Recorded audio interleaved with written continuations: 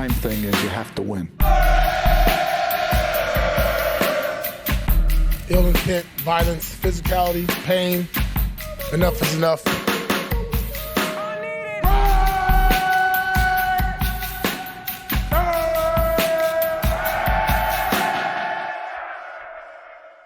All right, welcome back to another episode of the Just Win podcast. This is a great week. This is the bye week where the Raiders get to reshape themselves and get ready for a second half run, or maybe continue to tank. We'll see. Either way, we're going to be breaking it down for you guys. I'm Ted Wynn. That's Vic Tafer.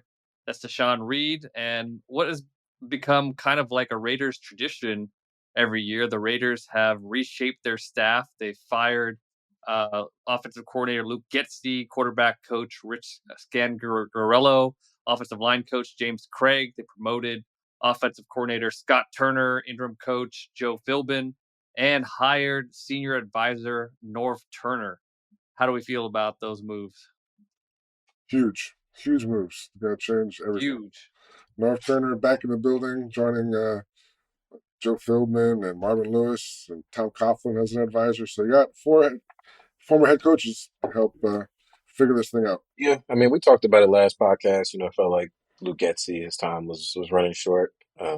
Just given how poorly the offense was performing, the lack of progress. Ted, you got into it, a lot of the misassignments and lack of details on offense. 9 games, a short leash, especially your first year on the job, but there wasn't much reason to justify keeping him in the position. Was he a scapegoat firing? I would say so. Antonio Pierce, he's feeling the heat this year with how poorly the team is playing. And, they changed quarterbacks enough times this year. That wasn't working. So something else had to change. And play callers usually, where you turn to. And so Scott Turner, we'll see. He was the Washington Commanders, or I guess Washington football team at the time. He was their offensive coordinator. Offense was not good. It was below average all 3 years. And, they didn't have the best quarterback situation back then. And it wasn't like the offensive personnel was very great, but that's also not the case with this current Raiders team. And so he hasn't really shown that he's been a good offense coordinator throughout his career so far. So we'll see if he's any better with the Raiders. I think the nail in Luke's coffin was the fact that they have done well on these first drives. They scored touchdowns 4 of the last 5 games. And then after that, they were terrible. So I think you can't just say, hey, man, these guys suck. I can't score. Because obviously you can't score at some point. So some breakdowns, or I don't know what the adjustments are. But if they knew the answer, they'll fix it. But clearly something's wrong with that formula where you can score early and then you're toast the rest of the game. So I think that kind of really was the last straw for Antonio and the guys above him as far as making a change. You got Scott Turner now. Norv Turner will help advise him, his dad. So, yeah, I think they're both known as quarterback-friendly guys to try and fit the scheme around the quarterback, which I think will be Desmond Ridder when they come back. We'll see if Gardner Minshew gets another shot. But, I think they'll try and make it work with Desmond as far as some more run option stuff and maybe some more shots down the field. But, it's got, and maybe also a new run scheme with the O-line coach and change. So we'll see what happens. But they're 2-7, so you had to just try something to kind of get this thing turned around. Yeah, all those head coaches, and no one knows how to use a timeout. So I think just looking at some of the numbers and looking at some of the Scott Turner offenses from the past, Scott Turner is his own guy. He runs a lot of zone, but not outside zone. He's more of an inside zone guy, and maybe that's the direction his offense is going to move to. Philbin, I think, has some of that background too. But a lot of the numbers are similar as far as motion usage. I think the biggest difference is probably a lot more run pass options, which the Raiders had success with, but they just kind of use inconsistently. Like they had one game where I think it was the Browns game where they used it a lot and had some success, and they just kind of went away from it. Gardner Minshew has had success with RPOs his entire career, so I think that will help the offense. But I don't think it's a scheme thing. Like, scheme is not going to fix this offense. They're going to have to get better with the details as far as execution, and the main thing is going to be the offensive line. So changing offensive lines coaches could be potentially the biggest move for this team if Philbin, who has a ton of experience in this league, can fix this offensive line. And as we talked about, I think this is probably the most encouraging part of the offense, or at least the potential to be the most encouraging, because there are young guys on this offensive line that have flashed, but they also had some boneheaded moments as well, which is expected with rookies or young players. So I think that's what I think of all the moves that were made. I think that potentially could be the most impactful. Yeah, I mean, I think Philbin most of his career, like he's been head coach, offensive coordinator at multiple stops. I think he usually uses wide zone as his blocking scheme. You probably know better than that, Ted, but I'm not sure if he's gonna, suddenly switch into a gap scheme or a power scheme again. But and I don't even know if that's really the smartest thing to do mid-season, especially as you said with a bunch of young offensive linemen. But it's not like, I mean, people keep asking, like, wide zone. We've never seen teams have success running the ball in the league. Like, there's tons of teams that run wide zone that run the ball very well, but, it's really about those details and fundamentals and how you go about teaching it. And so, Philbin has worked with the offensive line really this whole year in his previous role as an advisor. So it's not like he's like a new voice in the room. And so he was working in concert with James Craig, but obviously he was the guy ultimately leading the room. So we'll see. Now that Philbin's the main voice, if he's able to teach it a little bit better than it was getting taught before. Yeah, and this offensive line is built like a zone offensive line as much as fans don't like it. These guys are smaller, quicker, like Meredith. I mean, Jackson Powers Johnson is a big guy, but he could run zone. He's athletic enough to do it. And I'm blanking. Parham is a zone guy. Glaze isn't that big. Miller has typically been very good at running zone his whole career. So this is a zone blocking line, but with gap scheme, you have less of a risk of a negative play because you're just banging your head in there. And I guess some fans are okay with that. But for this offensive line and running game to truly be fixed and not band-aid over, I think they have to get good at zone blocking, and that takes communication, that takes chemistry, and they just haven't been able to build it. So hopefully during the bye week they get healthy, they could kind of figure out who is going to be their starting five from now on, and build some of that chemistry. Yeah, I think the other big thing, of course, for the offense would be, who ends up starting at quarterback next week against the Dolphins. The last game, Gardner Minshew got benched for Desmond Ritter. I mean, it wasn't like Ritter came in and lit the world on fire, but he did have a garbage time touchdown to Brock Bowers late in that game, and so maybe they give Ritter a shot and see if he can be any better because Minshew, I don't know if he's just in his head, but it's been a really rough season for him, and there hasn't really been any reason to think he's suddenly going to start playing better, and so and Aiden O'Connell, he's going to be out for at least the next two games, on injured reserve due to that broken thumb that he suffered a couple weeks ago. And so it's either going to be Minshew or Ritter. I think the last time we talked on here, we thought that they were leaning towards Ritter, but they haven't said anything official. Antonio Pierce said he's going to use the bye week to think it over and make a decision going into next week. But you would imagine next Wednesday they go ahead and announce who they're going to roll with. Like I was saying, man, bench me once, shame on me. Bench me twice, shame on you. Bench me three times, go to hell. So I think I think it's over at this point. But we'll see. I could be wrong, but I have to believe they try and, like Antonio mentioned last game, they try to find a spark with the Desmond. So I would think the same mentality exists now with the bye. If you're hitting the reset button, why not try something different? We got to find the record for how many. What's the record for how many times a quarterback has been benched in a single season? Because I feel like Minshew is going to approach that number pretty soon. Got to have the pre-trade deadline record for sure. I don't know. I can remember a quarterback getting benched three times before the trade deadline. Yeah, trade deadline, nothing happened. So why did nothing happen? We read about this. I just think that they're not ready for a complete tear down and rebuild. I think they have talent on this roster. A lot of it's hurt right now, so I think you don't want to trade the guys away who you may need next year, like guys who are in the last year of their contracts you may resign. There's a bunch of them, but yeah, I think if you're taking the optimistic approach, you get Wilkins back and Max Crosby back. You have two of the best D linemen in the league right there. Spillane, I think, will resign. That's a pretty good. And the guys in the secondary, McMurray's been better this year. There's nucleus there on defensive side of the ball. And offense, the same thing as last offseason. You need a quarterback. If you get a quarterback, that can change a lot of stuff. Look at Washington. So I think Yeah, I don't think they're ready for a fire sale. And also, I'm not sure their phone was ringing that much. I don't think there's a lot of guys in this team that were super attractive to other teams, who wanted guys to help them make a playoff push. Yeah, and I mean at 2-7, it just doesn't make sense to be buyers at the trade deadline. I mean, any assets that you would use to add players are just going to be better allocated, towards your effort of trying to get a quarterback this offseason and improve the roster elsewhere. So standing pat, I know some fans kind of just want them to blow it up and get out of this middle ground and purgatory, but I don't think they really need to like have a fire sale to be one of the worst teams in the league this season. Like I think they're well on their way to you know, having a top 5, top 10 pick in the draft, and so it's not like they need to just trade players for the sake of trading players to get worse. Yeah, and I could understand their thinking because, like we mentioned, there are some blue chip players on defense, and there are some young, promising players. So, I think the hope is you rebuild this defense and it keeps showing improvement. This offensive line keeps showing improvement, and then you have a good basis or a good ecosystem for a young quarterback next year, and maybe that gets you back into contention quickly.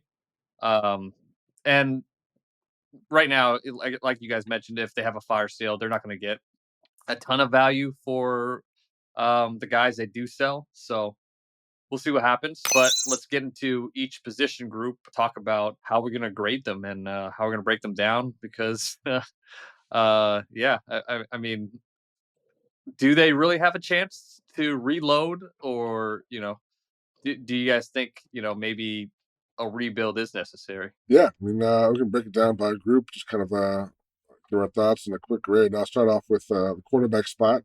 I gave the quarterbacks a D minus. Only reason I didn't give them an F was because they lost Devontae Adams. So if that wasn't in the cards early on, so there's been some O line problems. They can't run the ball, but yeah, but clearly not good. I mean, Gardner leads the league in turnovers. O'Connell wasn't great when he came in, and we'll see now if they go to Ritter. But I got a D minus at quarterback. Yeah, I feel like I'll go with a D. I mean, I think although they've had 3 different quarterbacks play at this point, none of them have been good. They've all had their struggles. Obviously, Ritter has a smaller sample size, but he was really struggling in that second half, in my opinion, last week against the Bengals, and so. Minshew's been the biggest culprit with the turnovers, his inaccuracy, holding the ball too long in the pocket, taking a bunch of sacks. But he's also had a couple games where he's been pretty good. I mean, I thought week 2 against the Ravens, I mean, it was just a good game. I mean, they upset the Ravens on the road, and it's one of their 2 wins this season. And so it hasn't been all bad, but there's been a lot more bad than good. And so I think a D is a fair grade for him.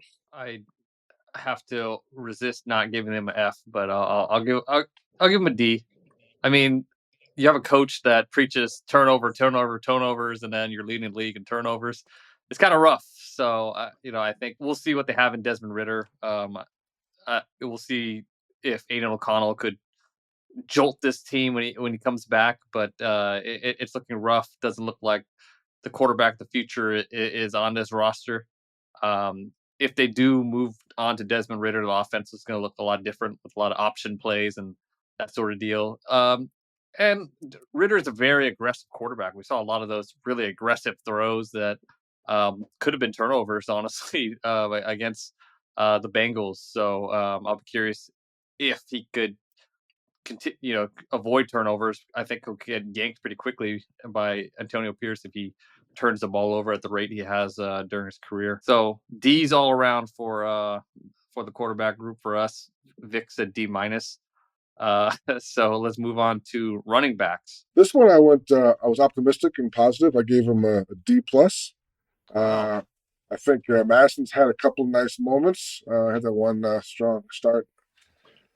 Was it against the home game where he had almost all the plays in that first drive? But I think you clearly see he's a little limited. He definitely lacks some patience. He's not good in the goal line, and Jameer White's kind of been a disaster. There's not much depth there. I think Abdullah's okay, but Dunlap probably. I'm not sure what the upside is there. So, and there's O line problems again. So that kind of gives me the hedge to not give him an F. So I'll go D plus. Yeah, I'm going F for the running backs. I mean, according to True Media, qualifying rushers, there's 48 of them. last is Zamir White with 2.9 yards per carry. And third to last is Alexander Madison with 3.3 yards per carry. They've both been pretty bad this year. Obviously, a lot of that has to do with the offensive line struggling, but this isn't the only bad offensive line in the league, and I think neither one of them have really done a good job. Obviously, White had a groin injury and a quad injury, and he was out for a while, so he's been hampered by that. But neither one of them have really done that great of a job of reading the blockers, in my opinion. They haven't been able to make something out of nothing like we saw Josh Jacobs do for years within this offense, and they've had a really extreme downgrade at this position, and it's made a sizable difference. And so as much as we talk about quarterback and the need to find one this offseason, it's looking like they most likely are going to need to find a running back this offseason as well. Yeah, I was gonna be nice and give him a D, but now that Tashan has opened the door to giving the running backs an F, I'll give him an F too. Uh, they So, don't do anything well. Like there's no saving grace for them. They don't do anything. None of them do anything well. I mean, it's not like the offensive line is opening a ton of holes for them, but when they do, they're missing the holes. They've put the ball on the ground. I mean, they had a fumble against the Steelers. Maybe I'm just kind of saying maybe that's just fresh in my mind. I haven't checked their fumble numbers. They're okay at receiving, I guess. I mean, they haven't really produced in there you the go. receiving game. Okay. Um, and I mean, it's not a good group, and there's no running back of the future in this group. Maybe Labe, but he fumbled on his only Labe. opportunity. So What? yeah, it's not. It's a. I wouldn't be surprised if every running back in this group is gone next year. It's a possibility, right? Yeah, I mean, you could Labe's on a I guess he could get cut. It's possible. You're right. Yeah, I mean, you could see the difference between Josh Jacobs and a borderline elite running back carrying the ball last year compared to anybody else that carried the ball for the Raiders last year. It was just so stark, and now they don't have that Josh Jacobs, so all they have is the lower end backs carrying it, and it hasn't made a difference. So this whole group might be a different group next year. So FFD, pretty bad. Pretty All right. bad. All right. Us next, got offensive line. Back down Uh, to a D minus. Again, there's some injuries, which I don't give him the F, but you can give him an F if you want to. But I give him D minus. I think obviously Colt Miller came back too soon. He wasn't ready. It's not good the first month of the year. Andre James really struggled before he got hurt. I think Thayer Munford, disappointment. He's kind of now back up. And while the rookies have come on, I think DJ Glaze shows some promise. And, you know, Jackson Powers Johnson shows some potential, but he had some rough spots at guard. Maybe he's better at center, but definitely a lot of penalties and some really bad plays as well as some good plays for him. Jordan Meredith has been solid. He's a guy who's filled in pretty well, but overall, they got the O-line coach fired, so I go D minus. yeah, I think I also go with a D for the offensive line. I mean, I think injuries you can't understate that, but that's part of the reason why they've been playing like a D. So I mean, the run blocking has been like generationally bad. Like we haven't seen a rushing offense this inefficient in quite some time, and the pass protection hasn't been good either. I mean, their pressure numbers and all that look somewhere around league average, but you see any time that they actually have to hold up on a true drop back, they're not able to hold up very long, and so it's a bad offensive line right now. We'll see. I think they have of the position groups we talked about so far. I think they have the most potential to get better as the season goes on, just as Jackson Powers Johnson and DJ Glaze continue to make progress, and potentially some of these guys that have been injured start to get back healthy. And we'll see what Joe Philbin does as interim offensive line coach. So I don't think they're necessarily going to finish the season at this point, but that's where they are right now. Yeah, I think a D is a fair grade. I will say of all the bad grades we've given, there's a lot more hope that this group can improve on that grade in the second half of the season. Like we mentioned, there's some good young players. They really haven't had any continuity as far as putting a lineup together. So hopefully they can stay healthy. Miller looks healthier, but he also got injured against the Bengals. So we'll see what his health status is like. DJ Glaze could be a real player. I mean, and Jackson Powers Johnson just had his best game in the pros as a center. So maybe they keep him at that spot. So if Parham could get healthy, I think Meredith is interesting player to watch out for. He's played pretty well. It's not like he's devastating guys out there, but he does his job, and he's only 26 years old. So there's some hope that maybe he could be a solid starter in the future as well. So yeah, we'll see if Philbin can make a difference with this group. I think they can improve, and it'd be a great thing for the Raiders if this offensive line could play at a B level in the second half of the season. All right, so Ted gives him like a D with a little smiley face in the report card, like a little smiley face Exactly. for upside. Hmm. Keep it up. Good effort. Good effort. I like it. Oh, it's nice. Very positive. What's next? We got receivers. I'm back up to a D plus with this group. Obviously, losing Devontae was a big blow.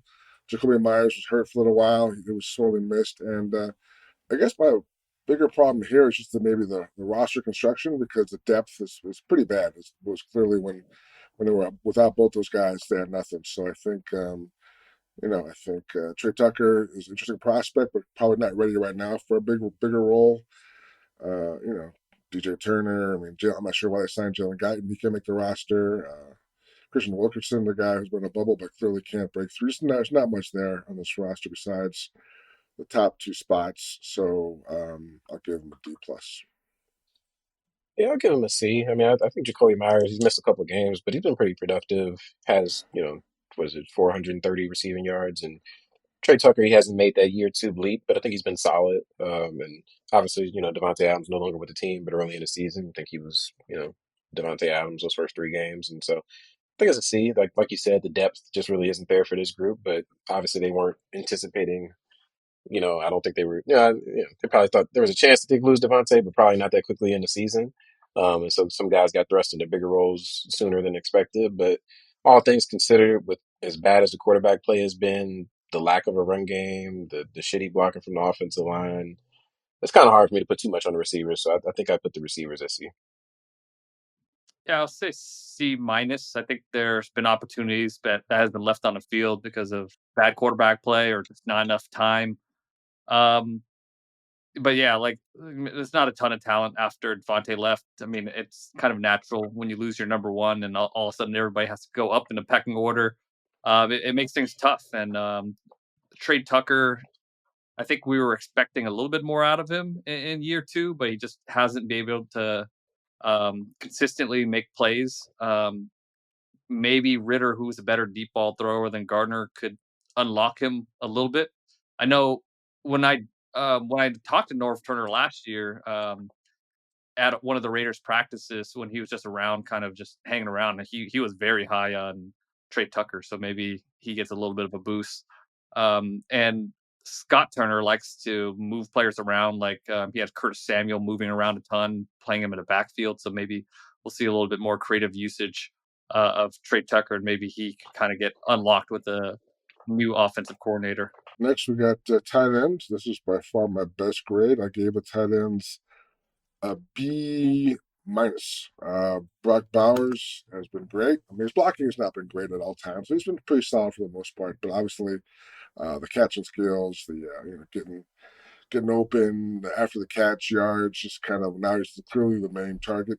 Defenses know that, but he still produces. So I think he's just been pretty phenomenal. Obviously, Michael Mayer's been gone from the team for a while, so that was a big blow. I think Harrison Bryant's had some injuries. Otherwise, you can see flashes from him, but clearly, the best position on this team right now is tight end. So I gave him a B minus.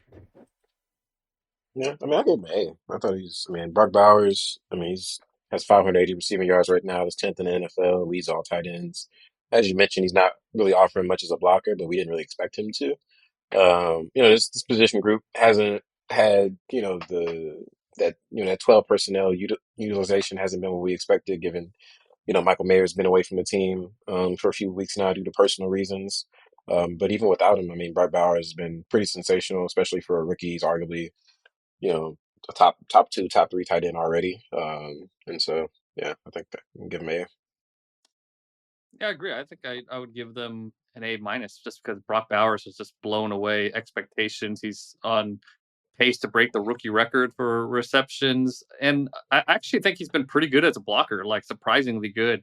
He's had some really strong reps against some really good defensive ends. I mean, there are times when he's a little inconsistent, But yeah, I mean, there are some reps where he looks like a dominant blocker, not, but I think he's too small to be a true inline blocker, but he gives a ton of effort, and he's much stronger than you think he is for a guy of his size. So there's that. Harrison Bryant is pretty much what you expect him to be, a pretty good third tight end or useful player um, that's a pretty efficient blocker, and he can make some plays in the passing game, but not really a dynamic player in that aspect. So he's pretty much been everything you expected. Very curious to see what Michael Meyer could do when he comes back. I mean, he's um, pretty much incomplete grade right now, but he's a second round pick, young player. So um, we'll see what he can do when he eventually does return to the team. You missed me. I'm gonna cross off my minus. Just make it a B. So no B minus, just a B. You guys are so Give him positive. a smiley face. Give him a smiley face. B and a smiley face. There you go. I like it. All right. And also, you gotta like against the Bengals. There's no way that Brock Bowers should have had as little touches as he did. Scott Turner's got to find a way to give Brock Bowers the ball, especially the Bengals weren't doubling him. Like he needs to get the ball. All right. So put that under coaching. Then go to defense. Defensive line, I gave him a C minus. Again, with the asterisks about injuries, I think losing Malcolm Kuntz and Wilkins is a pretty big blow. I think Max is Max. I think Tyree's got a little bit better, I guess. And in the middle, I think Adam Butler's played well this year. I think John Jenkins had some moments, but overall, not really a difference making group at this point. Their numbers are down, so I'll go with a C minus. Yeah, I Is think I that have him see it. is that See as grade well. without Wilkins? Is that like, or is that with partially with Everything. Wilkins? There's one grade for the whole year, and he's part of that grade. So he was good when he played, but he hasn't played for a month now. So overall, I give him a C minus. Yeah, I'm at a C too. I mean, the pass rush has been underwhelming. Not surprisingly, with them losing Coons for the year due to a torn ACL, and then Wilkins missing several weeks now, and maybe not coming back this season due to a Jones fracture. But the other guys haven't stepped up. Tyree Wilson, he's been about the same to me as he was his rookie year. And then stopping the run, they've also been below average as well. And so, defensive line are super high expectations coming into this year, but injuries happen. They hit this group pretty hard, and that's why they already are. I would give them a B, maybe even a B plus. Max Crosby took him a little while to recover from the high ankle sprain as expected. Christian Wilkins was playing like one of the best defensive tackles in the league before he was hurt, and Adam Butler, I think, has exceeded expectations. John Jenkins has been pretty good against the run, and I think Tyree Wilson's improving. I mean, he's not an impact player, but he's improving.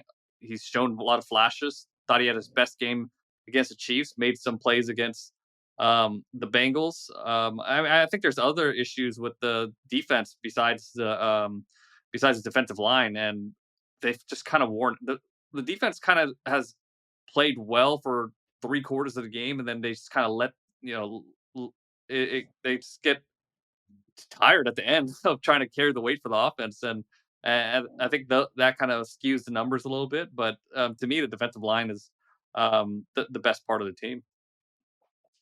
Yeah, I haven't seen it. I mean, Max Crosby's Max Crosby, but I don't really know what's Adam Butler. I mean, he doesn't have any sacks. I think he's like six. He has, let me see, 6.2% pressure rate, which is like 183rd in the league. Like I don't know. I mean, outside of Max Crosby, there hasn't been a whole bunch of difference makers, in my opinion. I know Charles Snowden, had that big moment early in the season against the Cleveland Browns, and he's been solid in sort of that rotational role. He's actually his pressure rate is pretty high. I think he's 11th in the NFL right now. So the edge rusher spot, given the injuries, has been okay with Max leading the way, but I just think the interior defensive line took a big hit losing Christian Wilkins as expected. It's not, you pay a guy $80 million, you're not banking on him, and he's never really been hurt before like this, and so it's not really something you anticipated. So I don't blame the Raiders for it, but the defensive line has not been much of a difference maker in my opinion this season.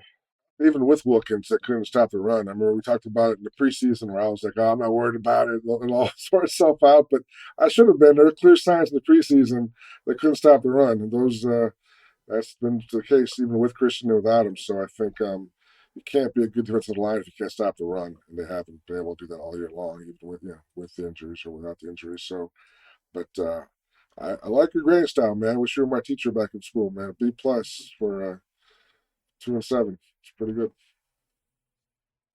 I didn't give him an A. I mean, you it's gave, like what? if you gave him an A, I would B plus is close. have. B plus is really close.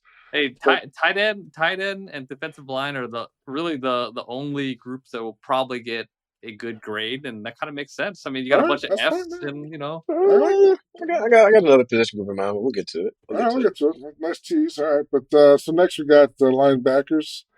If you see a trend here, I'm going with another C minus. I think Spillane was playing pretty well. He's been hurt for a little bit. Now he's banged up. I'm not sure. He definitely was affected by it this past week.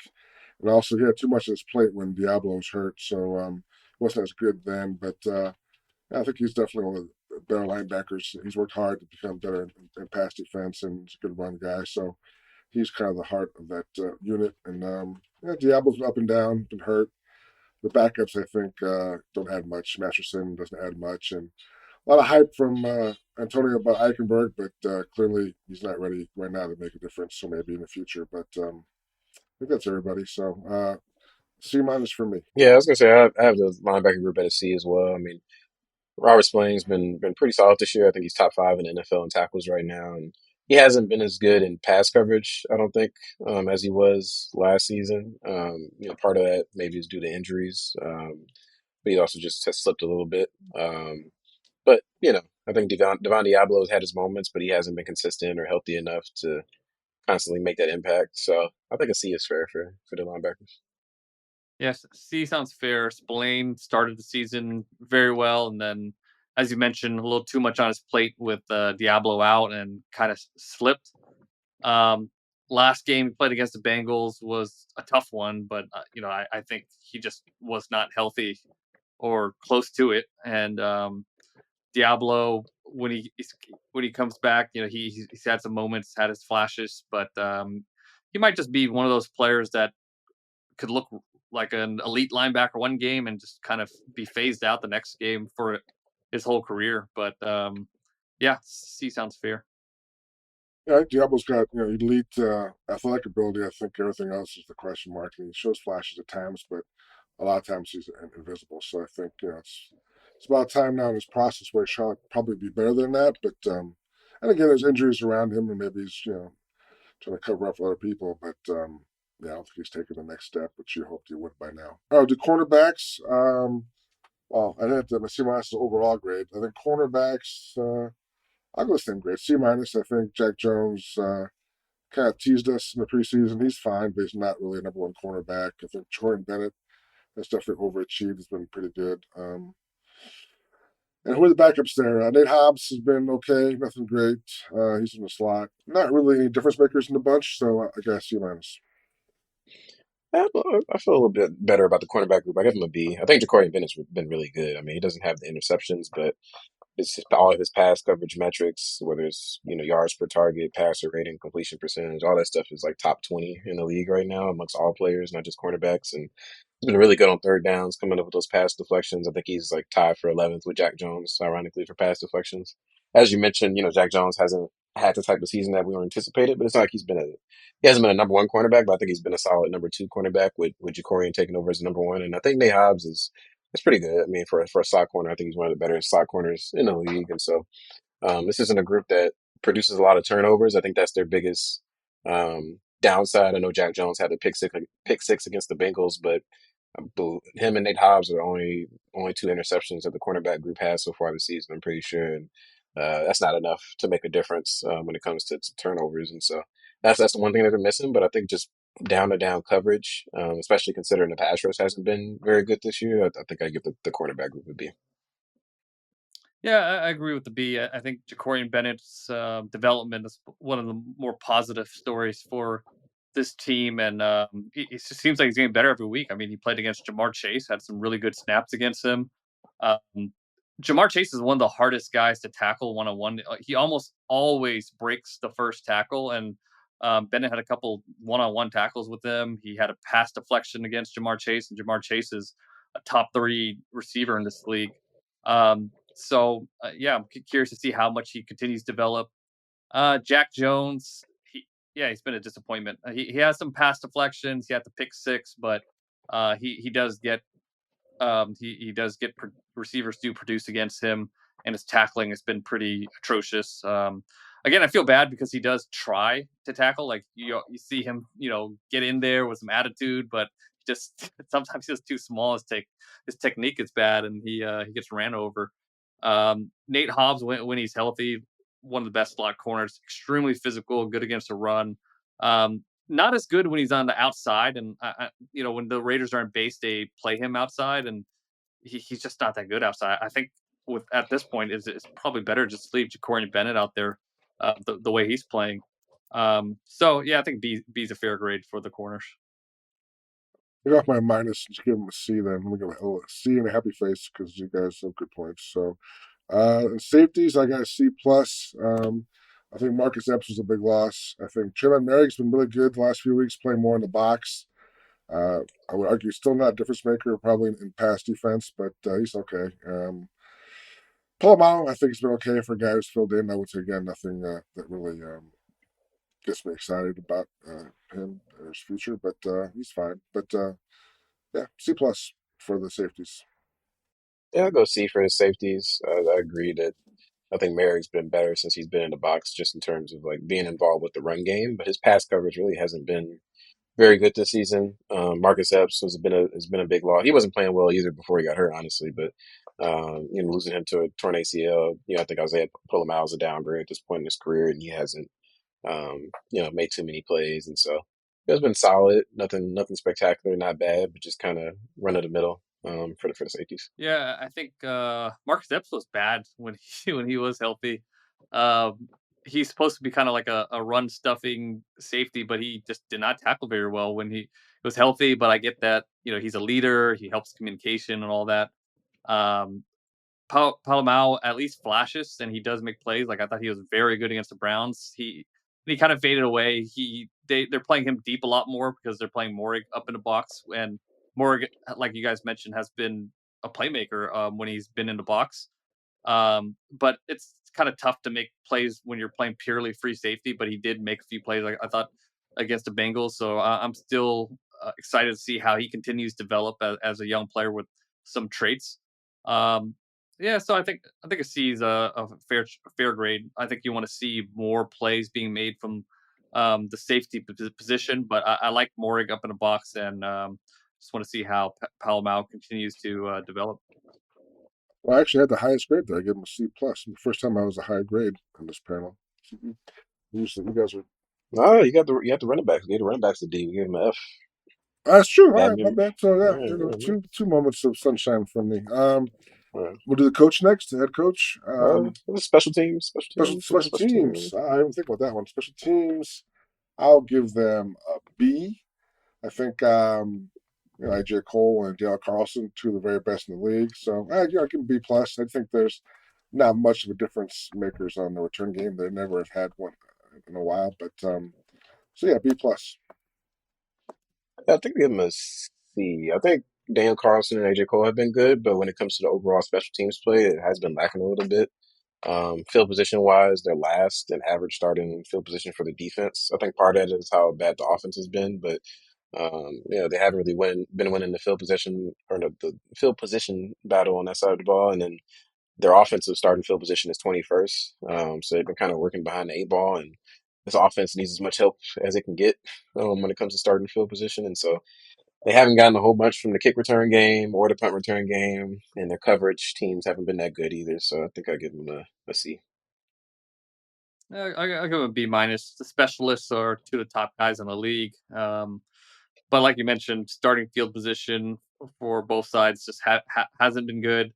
But they also haven't had much of it. They haven't had any kicks blocked. Am I correct in that? And all around the I league, can't there's been blocks, a lot of blocks, I even for can't good remember. teams. Yeah. So I don't know how um, much that matters, but yeah, yeah, uh, yeah, I guess it matters if the games are close, but yeah, yeah. so but they haven't had any big disasters. So I think a B is a fair grade. I'm gonna cross off my plus. Just give him a B2 and look a upside down frown on the instead of a smiley face. So, then last but not least, we have the head coach. I would say with coaching staff or Yeah, I say coaching staff as well. coaching staff. I'll give him a D. I think you probably could argue for the F, but again, I'll say the injuries. There've been enough injuries where I think it's a legitimate out. Plus, they went into the season saying they didn't want to stop getting a quarterback, and then they got stopped getting a quarterback. So I think that kind of was a self-fulfilling prophecy there. But obviously, a lot of issues. The offense has been terrible. Defense is under. I mean, the defense numbers are not good. We talked about the game management decisions have been bad. A lot room for growth for the coaching staff, but they made some changes now, and we'll see if they can at least get the offense off the mat. Yeah, I'm going F.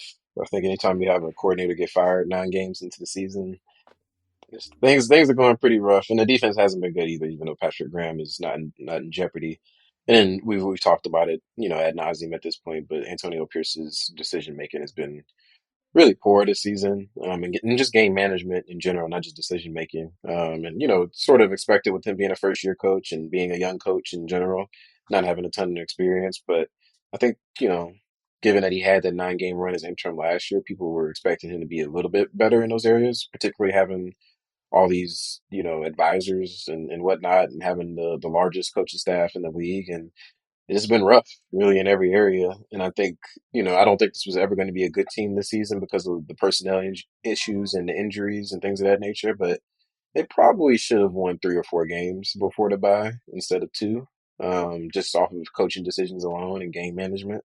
Um, so, yeah, I'd have to ding the coaching staff pretty harsh. Harsh but fair.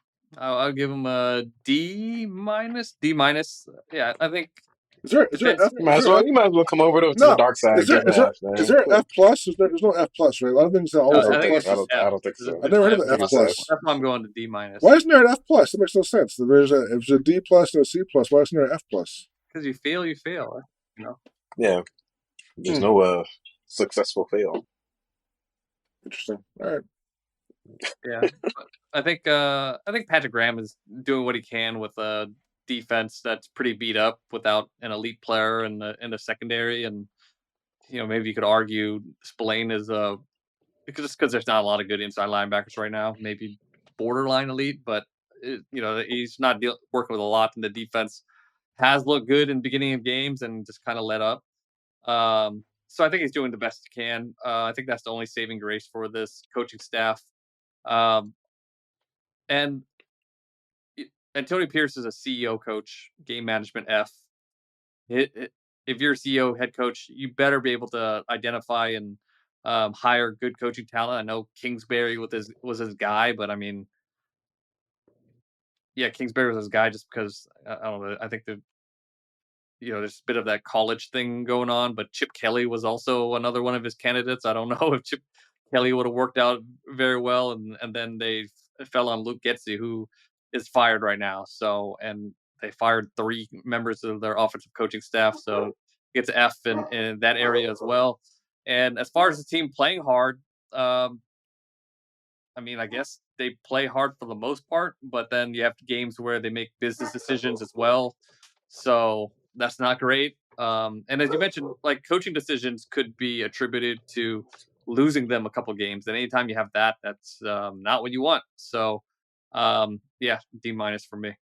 I'm gonna change my grade to an F plus. First ever F plus. I like that. So All right. So pretty bleak on grades, but hopeful on the offensive line, hopeful on the secondary, so that they get a little smiley face next to their grade. But yeah, plus, you that's give a D line a B plus, right? So you're hopeful a D line also. Yeah, but that's an optimistic Ted grade. I don't know what the hell he's talking about. yeah, optimistic. I mean, look, anytime you have one of the top defensive linemen in the league. Okay, playing man. great, It's so. No, it's four good. man, I like it, man man. line. Stand by your grade, man. Don't be like me and change your grades. I like it. Stick to your guns. Vic and I wrote a story on Wednesday, second half predictions. One was Jack Jones will top last season's 2 pick sixes. I gotta Zamir say, White will lead them in. Good. I was good. It was slim pickings, man. We had a hard time. Go ahead. Yeah, yeah, yeah. Zamir White will lead the Raiders in rushing yards the rest of the Ooh, season. hot take. Hot Uh, take. when healthy, Tez Mans, Aiden O'Connell will take over at quarterback again and finish the season as a starter. Woo. The Raiders will finish with a top 5 pick in the draft, which I think at this point, Raiders fans, that's what they're cheering for the rest of the season. Woohoo. There's a lot of competition for that top 5. A lot of There bad teams, is. man. A lot of bad teams. Yeah, Oh. yeah. And then the last one, we believe Antonio Pierce will make it to year 2 as head coach. So I think that's outside of the draft positioning. That's likely the biggest story to watch the rest of the season. All right. Yeah, I don't think a lot of fans will be too happy about AP making it to year 2, but we will see. Get into fan questions. AP seems in a comfort zone, hiring the old boys rather than looking at the younger talent available. Is that something he'll live to regret? And he's got the biggest head start on needing a new offensive coordinator. Who realistically do you think is available and would join for 2025? Ozzie Smith. Yeah, I mean, I don't think he'll regret having the, you know, older coaches around because I think if they didn't have Marvin Lewis and Joe Philbin and Norv Turner and Tom Coughlin's not on staff, he's an advisor. If he didn't have those guys on staff and they were 2-7, they were like, oh, why didn't you hire some experienced coaches to help him out? So like, it's just one of those things I think people are really nitpicking on. I do think it's valid to wonder, why they haven't been able to help him when it comes to his game management and in-game decisions. Having those guys. It's not that they're sitting there on the headset telling him what to do in games, and so ultimately that's up to him. They can teach him all the lessons that they want, but I get why people that's kind of been frustrating, but I don't really think that's the issue of why they're 2-7. In terms of offensive coordinator candidates, I mean, I haven't dug too deep into it. I think it's with the questions about whether Pitt will make it to year 2, like you have to ask, like, is he going to be around to be hiring a second offensive coordinator? And also it's just tough to say with all the staff turnover that could happen the rest of the season. I mean, we saw um, earlier this week. Who got fired earlier this week? What head coach was that? The second head coach that got fired. Oh, Tashan. Yeah, Dennis Allen got fired, and the Jets coach that got fired early in the year. There's probably going to be some more in-season firings and firings at the end of the year. So it's just kind of hard to say at this point. You don't fully know who's going to be available. You got to see how the rest of the season pans out. And honestly, I do not think that that's something that Antonio Pierce is thinking about at this point. Which offensive coordinator he's going to hire in the offseason. I think he's trying to focus on making sure he keeps his job this season. Also, I'll just say, as far as the staff makeup, there's plenty of young coaches on the staff. I mean, there's 85 guys on the staff, so there's a bunch of young guys as well. But the old guys get all the. Myself, I give them a hard time as well. But there are young guys on the staff. I think as far as OC goes, Tashan nailed it. Like, you can't really say it right now, but why not make another run at Chip Kelly? I think he might have some interesting ideas for a young quarterback he wants to develop. I don't think he's really. He just said he's tired of the old guys. Vic, you name another old guy. How old's Chip Kelly? He's in his 40s. How It's old's got to Chip? be in his 40s. There's no way Chip Kelly's in his 40s. Is he? Really? He's 60 years old. Chip Kelly's Get 60 out of years here. old? In He's 60 coaching years old. years, he's like He's 100 years 60? old. Yeah, Holy he's crap. 60. Wow. I had no idea. Never mind. Do you think he was a young whippersnapper because he runs a no-huddle offense? I'm like 48, man. Maybe I'm outdated in my mind. I was thinking 48ish. But yeah, so we'll see. I mean, I know everybody wants the next Ben Johnson, and maybe we'll find that guy amongst the quarterback coaches later in the year, but I think it's still too early to kind of guess right now. Yeah, I think when you're a coach that really doesn't have the roots that Antonio Pierce does, he's a relatively young coach. He coached college for a long time. I mean, not a long time, just a few years, and then he went to the league. Like, you don't have a big tree to draw from, and that's where a lot of these guys hire from. And he kind of went back to guys that coached him and guys that he's known and guys that were on the former staff. So that's a problem. He just doesn't have a big Rolodex of guys to call, and I think try to put together the best staff he could, but yeah, not great. And as far as offensive coordinators for next year, I feel like the Saints staff is not going to last, and if those guys are all fired, maybe make another run at. Well, the Raiders didn't make a run at Clint Kubiak, but the offense was looking pretty good before everyone on the offense got hurt. And so, maybe he's a guy that you call. Who else I'm gonna think of right now? Yeah, I mean, I think that's the number one guy. I mean, you could try to poach guys off the Kyle Shanahan coaching tree. Maybe make a run at Lafleur, but um, yeah, I mean, I guess it's too hard to tell right now until we see who gets fired. But yeah, I would think forecasting Clint Kubiak would be a good hire if you're able to get him. It was a hot name there, 2-0. Woo! Everyone's loving Clint Kubiak. He's getting a lot. He was getting head coach talk already. Man, a rough 7 weeks. Mhm. What All right. next? Next question. If the Raiders do not get a top five, will Telesco trade up to get his quarterback from Goon NP? It's hard to predict what Tom's going to do because Tom doesn't say much, and but I don't think he's loving the idea of trading up. I think they have enough. He probably still have enough holes to fill. But obviously, it's all about the value. I mean, how far you have to go up, and who he likes one of the quarterbacks. And I still think there's a possibility, and I mentioned before, where Dion tells teams that his son's not going to the Panthers or the Browns. So I think you can have some kind of a unique wiggle room this year with Shadur Sanders and the connection with Tom Brady. So, but I would say I don't think Tom loves the idea of trading up. Well, technically, if he does pull a move like a Philip Rivers type of move, you would have to trade to get him, right? Let's say a team trade, picks him in a top three or whatever, and holds him hostage, and forces you to make a trade to get him. No, but if you're picking sixth or seventh, I mean, then other teams are scared. Now, I'm not sure there's a ton of teams need quarterbacks next year. I know some do, but I don't know if everyone in the top seven needs a quarterback. So, but again, it depends how far they're out of the top five, I guess.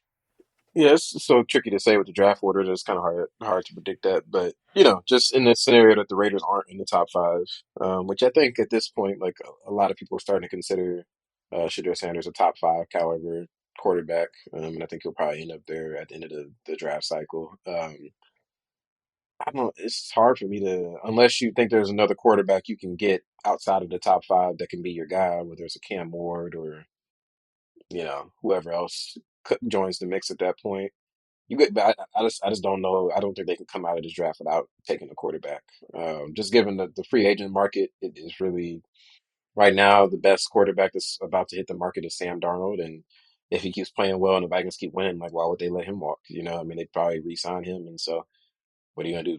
Sign Russell Wilson or Justin Fields or you know Ryan Tannehill? Like there's not really a long term solution in free agency, and I think after how poorly the Gardner Minshew signing went this year, I don't think you can really justify, signing another random journeyman quarterback and pairing him with Aiden O'Connell and making that your plan. Like, I think you need to get a young guy in the draft this year. And so if trading up is what it takes, then do it. I mean, they do have other holes on the roster, but you got over $100 million in cap space projected right now.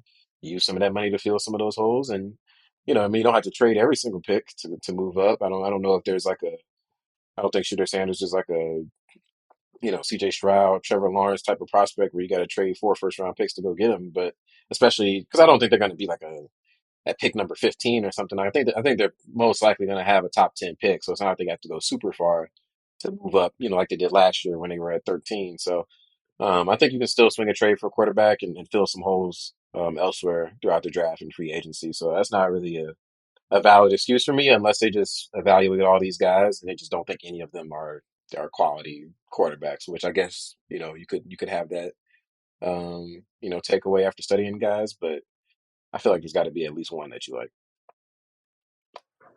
I would say a trade up definitely has to be on the table because you need a young quarterback, and you can't keep this whole Band-Aid thing going with Gardner Minshew's and that sort of deal. Like, it has to be on the table. I don't know how it's going to shake out. I don't know how these quarterbacks are going to be valued at the end of the day, but I think a trade up needs to be like they have to be prepared to do it if they have to. But my feeling is this quarterback class is going to be one of those classes where it's the eye of the beholder type. Like, so a lot of teams will have Shadir as a top five pick. Some teams might have him as mid first round pick. And the draft order might switch. I mean, like Dane Brugler has the LSU kid number one. He has Milrow number two, Shadir four, I think, and Cam Ward third. So um, it's probably going to be one of those classes where it's not going to be a very definitive ranking. It's going to depend on what you look for, and I wouldn't be surprised if you had your choice of maybe 2 or 3, even if you're picking at 10. And to be clear, a trade up was on the table this past year. Just the top 3 teams weren't going to trade down. So I think and the Raiders thought there was a big gap between those top 3 guys and the rest of the quarterback class. So I think it's definitely on the table. Definitely something you'll consider next year as well. Just it has to be the right guy and the right package. Yeah, and if you feel strongly about a guy, I think you can't be scared to make a really big offer because that's what it takes to get one of these quarterbacks. So, yeah. I think we all agree. All right. Final question. Record predictions for the rest of the season. Closest to correct prediction chooses which song Vic sings. If Vic chooses correctly, he decides the doneness of the worst prediction stake. Tiebreaker is overall points of the season finale against the Chargers, streamed on YouTube by CJ Maz. That was a complex one. Basically, Ouch. we all predict. You lost me there, man. Basically, we predict the record. Pick the record the rest of the season for the Raiders. Whoever's the closest chooses which song Vic sings. And if Vic is the winner, then he picks either Ted or I to. I guess me and Ted have to eat a steak of his doneness selection. So that means Ted What? would be eating a well done steak and I would be eating a rare steak, I'm assuming. So this is a very deep cut from the State of the Nation long-time listeners. They'll understand it. The new listeners will have no idea what the fuck people are talking about. But nonetheless, Raiders prediction, their record, the rest of the season. There are 8 games left. I have them going 2-6 and finishing 4-13. Yeah, and for context, Vic has retired from singing, or so he says. But I have it's retired. a new format. Like back with the Athletic and State of the Nation, you couldn't tip. Now you have the power to tip. If you tip Vic $100, like he might sing. I might sing. We might do a duet for a few hundred. Who knows? But uh, it could happen. That's all I'm saying. But It really couldn't. But go ahead, make your pick. my pick. How many games do I have left? I have 8. 8 games. I'll say 2-6. Oh, I'm gonna kill the whole game. I go 2-6 as well. So the game is No, the tiebreaker is oh the Jesus. overall points of the season finale against the Chargers. So if they do go 2-6, it's whoever has the best score prediction against the Chargers. So naturally, we all have to pick the same score when they Wait, the play last the game of the year is Chargers. against the Chargers? Yeah. I thought it was at the Saints. No, it's week 16? No, My bad. it's last game. So how many points are going to score against the Chargers? That'll be No, we gotta predict that week, man. that week. Man. I got you. Yeah, Don't do it now. yeah, I got you. yeah. So So at that point, this is Carter Bradley playing by then. I was going to guess how many Carter Bradley's going to put up. or they could be what's up with you and Carter Bradley, man? Hey man, the fans are very curious about Carter Bradley. I don't know what they're curious about, man. Somebody was curious about it for a while in the building. Then they traded for Desmond Ritter instead. So the Carter Bradley talk is pretty much dead. I was just it's not a good sign when the team doesn't want to see you so badly that they go out and sign Desmond Ritter. No, yeah, there's definitely a minority voice that wanted to see Carter Bradley, and that voice was shouted down. That's all we have for you today on this bye-week edition. I hope you guys enjoyed our grades and agreed with it. And if not, you could put your own grades on the YouTube comments. So yeah, you can grade us. Yeah, and put your season predictions on there. We'll see, maybe we'll have pick out a winner for. And you guys can sing. The fans can sing. Nah, I'm some puppet people. Tell me to sing, sing. That's your fault. You're the one that started this shit. That really was. Yeah, it was my fault. Yeah, man. Hey, the people love it, man. So you got to give the people what they love. So exactly. All right, the people. All right, people. Hasta la vista. Yeah. Make sure you guys like and subscribe on YouTube. Leave a review, rate on Spotify and Apple, and we will catch you next week. Not this week. This is a bye week. So. Yeah. All right, y'all. Peace. Enjoy your bye.